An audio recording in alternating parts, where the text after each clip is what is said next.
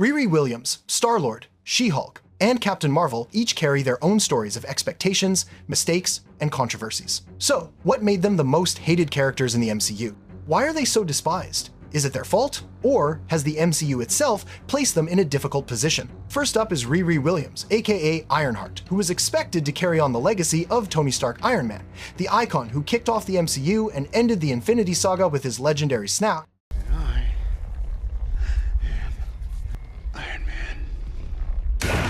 But oh boy, from her debut in Wakanda Forever, Riri has faced a backlash. Her standalone series trailer got mass disliked on YouTube, and almost no one wants her to take on Iron Man's mantle. Why?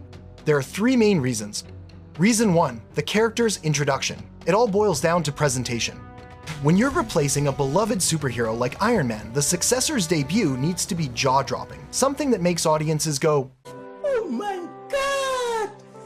Wow!" If not, there's no second chance. But Riri?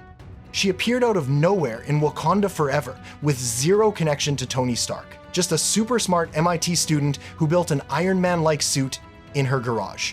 Tony Stark was able to build this in a cave with a box of scraps! That's it. Audiences were left baffled. That's all?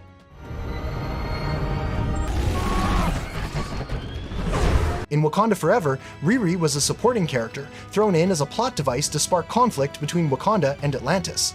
Dominique Thorne's performance wasn't bad, but her screen time was minimal, just a few fleeting scenes, leaving audiences with no real understanding of her. All we know is she's smart, likes building suits, and that's it. Compared to Tony Stark, who was meticulously crafted over 3 solo films, countless crossover scenes, and dozens of memorable moments in the Infinity Saga. It feels like a joke. Audiences don't care about Riri because she hasn't given them a reason to. I don't have $1 billion. Reason 2, no connection to the original character. Audiences are more likely to embrace a successor if they have an emotional tie to the original hero. For example, when Yelena took over Natasha's legacy, she was her sister, trained alongside her as a child, and shared adventures as adults in Black Widow. But Riri and Tony? Zero connection.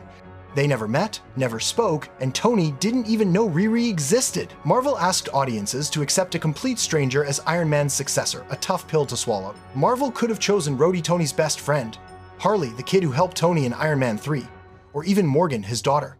Each had clear ties, appeared in key moments, and stood at Tony's funeral. Instead, Marvel stayed comic accurate, introducing Riri, a brand new character, into the MCU without building any emotional attachment. The result? Audiences felt forced to accept her. Reason 3, and perhaps the biggest, the stature of Iron Man. Tony Stark isn't just a character, he's the soul of the MCU.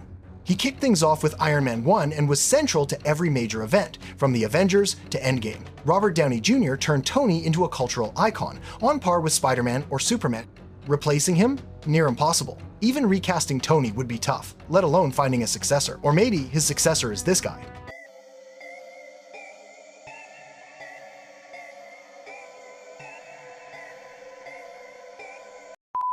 Just kidding, Riri doesn't have the stature to follow Tony.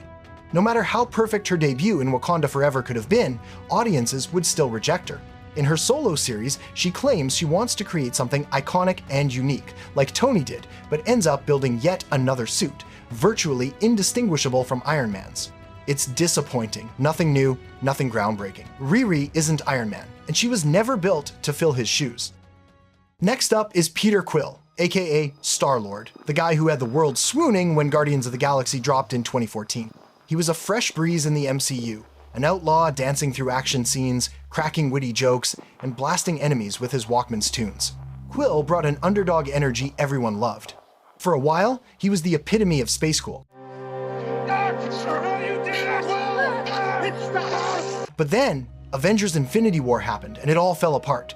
Picture this, the Avengers and Guardians have Thanos on the ropes, the Infinity Gauntlet is about to be yanked off, Iron Man, Spider-Man, Doctor Strange, Mantis, Drax, all working in sync, nearly victorious. Then Quill learns Thanos killed Gamora, the woman he loves. Instead of staying cool for a few more seconds, he loses it, punching Thanos in the face and waking him up. The plan collapses, Thanos regains the gauntlet, snaps his fingers, and wipes out half the universe. From that moment, Quill became the fandom's public enemy number one. The fandom didn't just mock Quill, they obliterated him. Memes flooded the internet, forums overflowed with blame. No one debated whether he was wrong. They questioned how the team ever trusted him in the first place. It didn't matter how much he grieved or loved Gamora.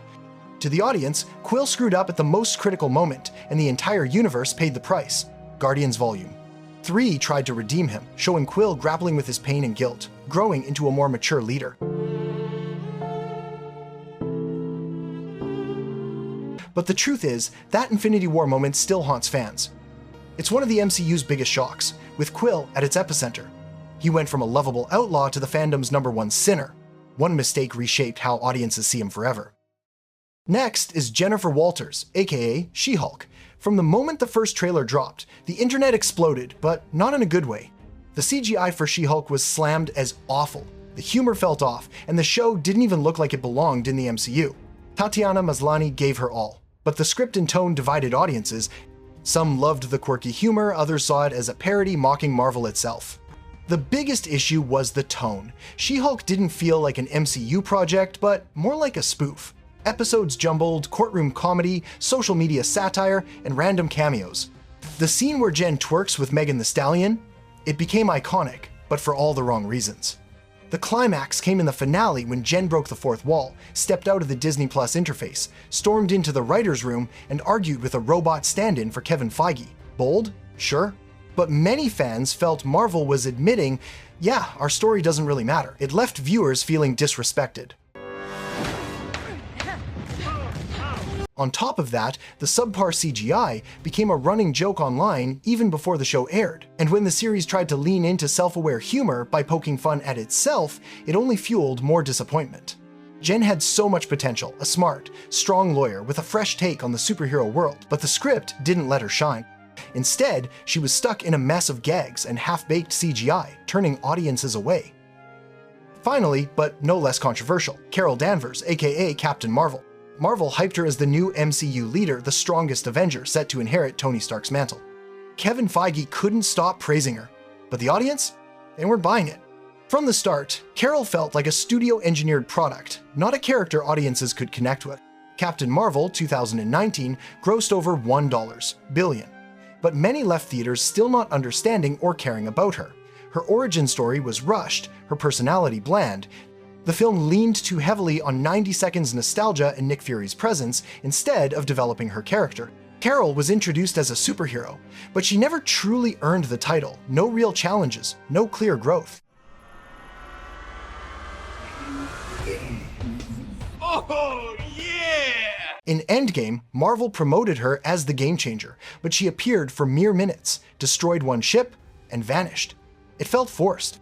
Worse, Brie Larson's real-life comments, like critiquing middle-aged white male audiences, sparked backlash. Some saw her as confident, others arrogant. The result? Carol became one of the MCU's most divisive characters, hated not because she's weak, but because she was never built for audiences to truly love. Riri, Quill, Jen, and Carol, these four show that the MCU doesn't always get it right. Riri lacks the connection and depth to replace Iron Man. Quill let one mistake define his heroic legacy. She-Hulk was trapped in an offbeat tone and subpar CGI. Captain Marvel was thrust into an oversized role without emotional grounding. The MCU is a realm of superhero dreams, but these characters remind us that authenticity, emotion, and a solid script are what keep audiences invested. They're not the worst characters, just ones the MCU put in tough spots. The big question remains, can they redeem themselves in the future, or will the fandom hold this grudge forever? So, what do you think? Who's the MCU character that rubs you the wrong way the most? Riri, Quill, Jen, Carol, or someone else? Drop a comment, argue with us, and don't hold back on the tea. We'll be back to dig into even juicier MCU secrets. See you soon.